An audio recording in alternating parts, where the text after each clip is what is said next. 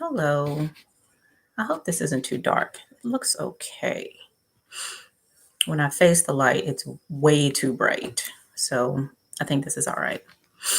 How y'all doing today? Please forgive my sniffling. I don't know if I'm getting over it. I might just be getting it, but I do feel a little better today than I did yesterday. Last night was terrible. Trying to go to sleep with a sore throat. It's awful. But all right. So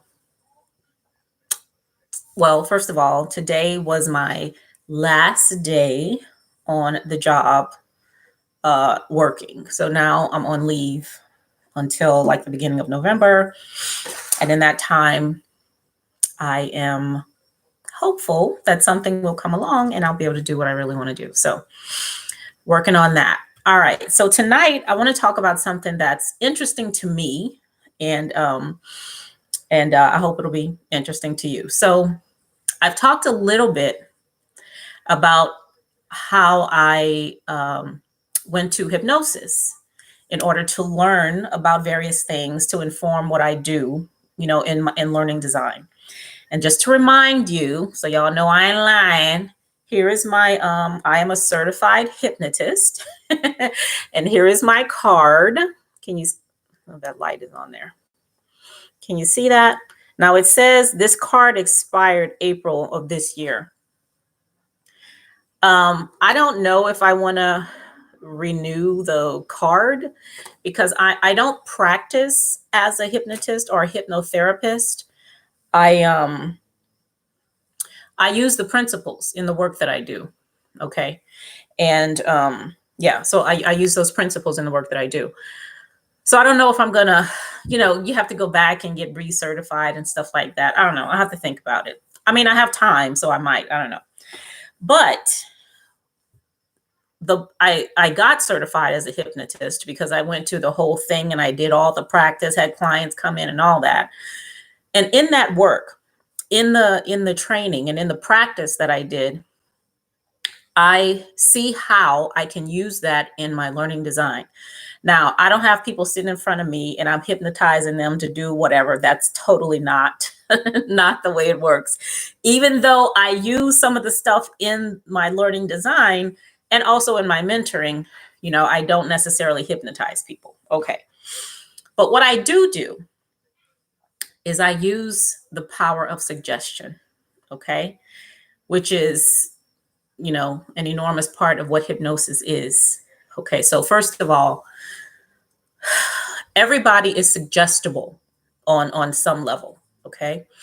Now, suggestibility is just how easy is it for you to be influenced to act by an outside force, is a very simple definition. So, for example, let me give you an example. Let's say you and somebody are in the house and the person says, just casually, "Oh, it's raining outside." Okay.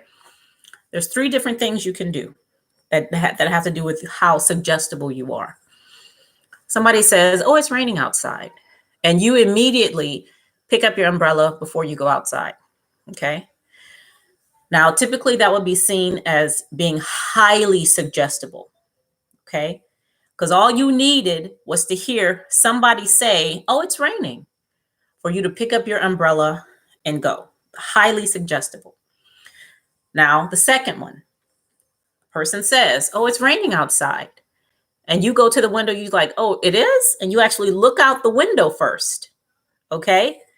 Then you get your umbrella when you see. Now, a person like that is still suggestible, but not as much as the first person because they got to check. Okay. So somebody like that probably asks a lot of questions, before they move forward. They don't just take somebody's word for it. Now, it could depend on who's saying it. Okay. It could depend on who's saying it. But either way, that person, probably asks more questions than the first person does before they do something. Okay. Now, the third one, somebody can say, "Oh, look, it's raining outside." Now, this person just doesn't react. They just don't react at all. They may acknowledge that they heard what the person said, but they don't do anything. Okay. Now, when they go outside and they see and feel the rain, then they may go back inside and get an umbrella. Okay.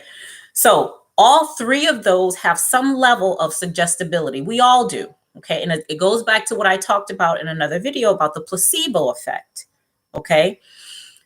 Somebody gives you a sugar pill that tells you it's going to make you sleep well at night, and you sleep well at night thinking that it's actually medication.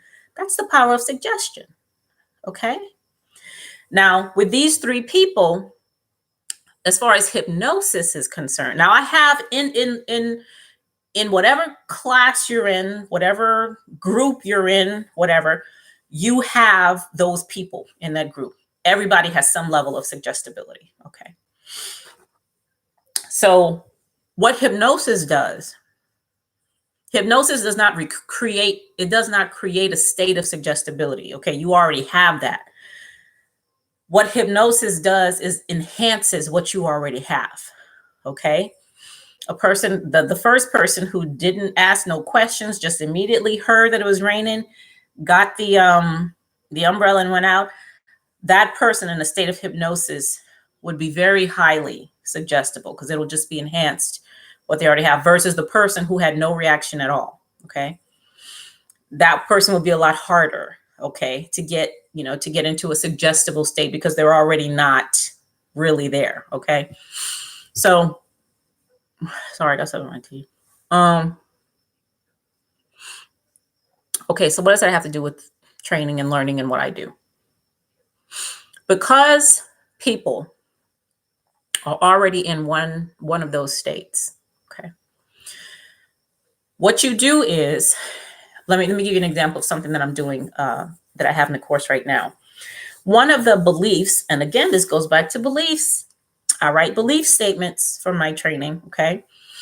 One of the beliefs that we have is that students will believe that working in teams is profitable, right? It profits you to work in a team. Okay.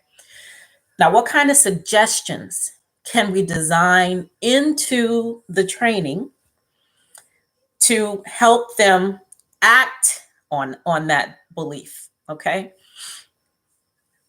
Excuse me. And again, suggestibility is you actually doing something. Okay. If you're highly suggestive, that means that you react to that suggestion in some kind of way. All right. You react to it in some versus not reacting at all. Okay. So for that teams are profitable, working in teams are profitable. One of the things we do in the course, we have a lot of examples of, we have them watch, there's a NFL example, okay? Cybersecurity in the NFL, we talk about that, okay? We have some job openings in the NBA for cybersecurity professionals, okay? That's another one of the things we have. We have them working in teams to gain points and badges, okay? So the thing around that thing that teams are profitable is to actually have them, first of all, see where working in a team is profitable, which is where the sports things come in, and then actually working in teams themselves and earning something from working in those teams, okay? That which will help to suggest to them that working in teams is profitable, right? So that as they go on in their cyber careers and the things that they're doing, they'll begin to reinforce and see that, yeah, you know what? I really do think this is true. Like this is a belief that I think is going to bring me what I was talking about yesterday, some currency, right? So that's one of the examples that we have. So, excuse me. Another thing that I like about suggestibility and is that you don't go directly at something, okay? It's easier if you allow the person to feel like they are making the decision, okay, than you telling them to do something. If I say, get your umbrella, okay, that's coming directly at it. Take your umbrella, okay? You're going to want to know for what? Like, why do I need to do that? Versus you saying, oh, look, it's raining outside. Okay, now I'm deciding to do it. Whether I go out and look first or whatever, I'm still deciding to do it. Okay, we like to feel like we are making our own decision. Even if we're really not, we like to feel like we're making our own decision. Okay. And suggesting something, the way that they do it in hypnosis, because in hypnosis, what they tell us is that all hypnosis is really self-hypnosis. Okay. I, as the hypnotist or hypnotherapist, I'm not hypnotizing you. Okay. You're hypnotizing. You're hypnotizing you. Because I can't do that, which is why we tell people you always have the ability to come out of it when you want, which is true. Now, I didn't take this hypnosis course before I tried it out myself, because I thought it was, like hocus pocus or something, like not really real, those people faking it on the stage. So I went to the guy, and I talked to him about the course, and I told him, I was like, I'm gonna have to try this out first, because I don't want to, I'm not trying to fool nobody. That's not what I'm here for. Okay. So I sat in a chair, he did a very simple, I forgot what he called it, but I just sat in a chair and he told me some stuff. Right. And then he said, okay, like I relaxed. He told me stuff to help me relax, close my eyes and all that. Then he told me to count from 100 backwards, count backwards from 100. And when the numbers disappear, just stop counting. And I've actually done this with some of my close friends and my boyfriend, right? When the numbers disappear, stop counting. So he's saying this, and I'm thinking, what do you mean when the numbers disappear?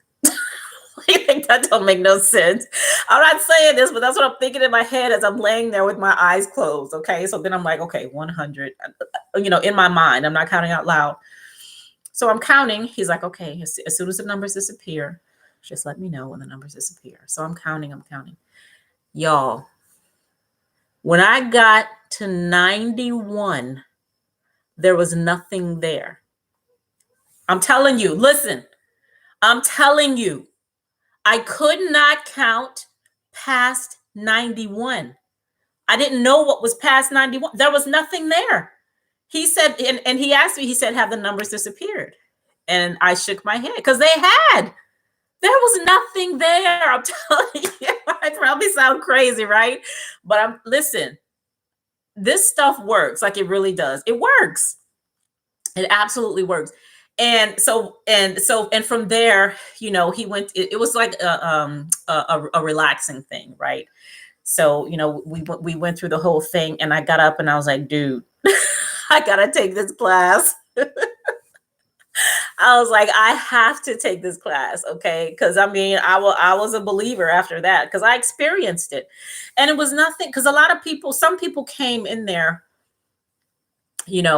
and afraid, because people feel, and when I talk to people about it, like at work and stuff, they're scared because they feel like, well, the hypnotist is going to make me do something, cluck like a chicken or whatever, stuff that I'd never do. That is not true. Right? That is not true. A hypnotist cannot make you do something out of character for you. It just can't. He just can't, or she just can't. Okay? Because you're doing it. Okay? It's self-hypnosis. You're actually doing it. I was actually doing it. Okay? So he couldn't have made me do something out of character for me. It's almost like how people say when they drink, okay, and they do something crazy, all that drinking did was allow you to, set aside your inhibitions and do what the hell you wanted to do anyway. Now you just blame it on the alcohol. Okay. You can't, because that's what you wanted to do anyway. Okay. Same thing with the hypnotist, right? They can't make you do anything that you wouldn't want to do anyway. Okay. So seriously, but we're not getting that deep in the classroom. Okay. The whole point of it is, it's suggestion, right? We want to design suggestions into the environment, into the activities, into the breaks, whatever it is, right? But you need to go ahead and write some belief statements for that, because it's not just about what you want the person to do after the learning or the training. It's what do you want them to believe? Okay. Really, what do you want them to believe? about this topic, about themselves related to this topic. Okay. One of the things that I suggested for the other cyber course that we did, it wasn't for kids, it was for adults, but it was to not refer to them as students, but refer to them as cyber professionals. Okay. They're just coming into class. They haven't gotten a certificate yet. They haven't done any of that. But now that you're here, you're in this class, you're a part of this group, you are now a cyber professional. Okay. And this is the way cyber professionals act. This is what cyber professionals do. Okay. That's suggestion, right? I'm telling you what cyber professionals do. There's one gym. Where is this gym? I forget where it is. I forget. But the people who join are athletes. They call them athletes. I think Disney does something like that too, naming the people who work for them. Okay. And that's suggestion, right? I'm 200. How many pounds am I? Like 250 pounds. Okay. I'm walking into a gym and they're calling me an athlete. Okay. First of all, I like that. Okay.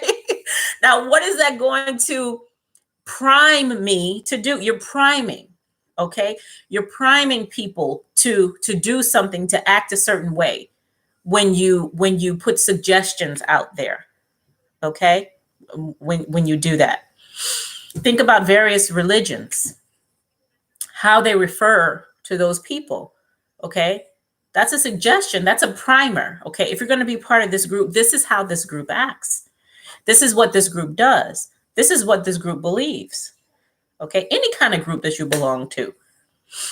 If you're a Republican or Democrat or whatever, it doesn't matter, right? That's priming you to do something, to be a certain way. Okay. Without coming directly at you saying, okay, you gotta do this thing. Right. Yeah. So that's another way that you can use suggestion. In whatever it is that you're doing. When you're working with your kids, right? I saw this lady, she created job announcements. Well, not job announcements. What the hell do you call them? Yeah, job applications for her kids. Okay. She made job applications. She typed it up. She had one job application for like, you're responsible for keeping all the floors clean during the week, and she sat down and negotiated with them when they wanted to get paid. Okay. So they're kids, but they're also employees, right? in the house. Okay. And this is what employees do. Employees get their work done. They make sure it's done at a certain time. Employees get paid. You know what I'm saying? Right. So that if you're looking at changing behavior in some kind of way, influencing behavior in some kind of way, look at the kind of suggestions you're putting out there. Okay. What kind of suggestions? Relationships. Okay. If you want your significant other, man, woman, whomever, to believe a certain thing, either about you or about themselves, what kind of suggestions are you putting out there now? Right? What are you putting out there now? So for my partner, significant other, whatever he is, I'm very direct. Okay. I will come directly at you and just say, okay, this is what it is. This is what I think, and all that stuff. Right. But I do some other, and I don't know if he's on here or not. Are you on here? So, but other things that I will do is, and sometimes I do it unconsciously, right? It's just laying suggestions out there, right? By even the questions that you ask a person, right? If you really want them to feel like they are, like you value what they have to say. Okay. What kind of questions are you asking? What kind of responsibilities are you giving them? How are you including them in the things that you're doing? Okay. For this course, we really want these boys to feel like they're co-creating it. Okay. So what are we doing to help them feel like co-creators? Right. So suggestibility is a really, really powerful, powerful thing. You experience it every single time you go to the movies, you're watching a show on TV, and you're reacting. All right. Because suggestibility is about how you react to that. If you're watching a movie, and I talked about this before, you're watching a movie, okay, and you get angry at something that's happening, okay? Why are you doing that? You know that's not true. Queen Latifah didn't really get shot at the end of that movie. Why you mad? Because you're buying into it, right? You're buying into all that stuff. And these people marketing, those people got it down pat. Those people are better than hypnotists, okay?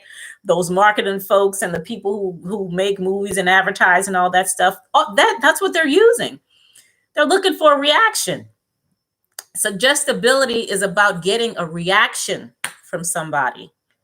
Okay, in an indirect way. In an indirect way, for as much as possible, suggestibility is about having the person feel like they did it. They made the decision. They took the action. Okay. So that's how I use it. I mean, it's a very interesting thing to go into. It's you can look up more about it. Again, hypnosis does not create a state of suggestibility. You already have it. You're already in there. I don't know how easy it is, uh, for you. How susceptible you are to suggestion. I mean, you can figure it out on your own, but you have some level of suggestibility. Okay, and one is not better or worse than the other. Okay, it just is what it is. All right. Is that all I wanted to say? Yeah, I think that's it.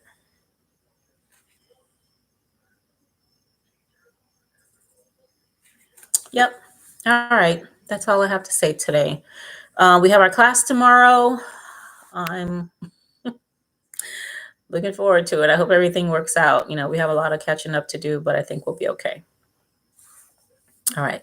So I will talk to you all soon. Okay. Have a good night.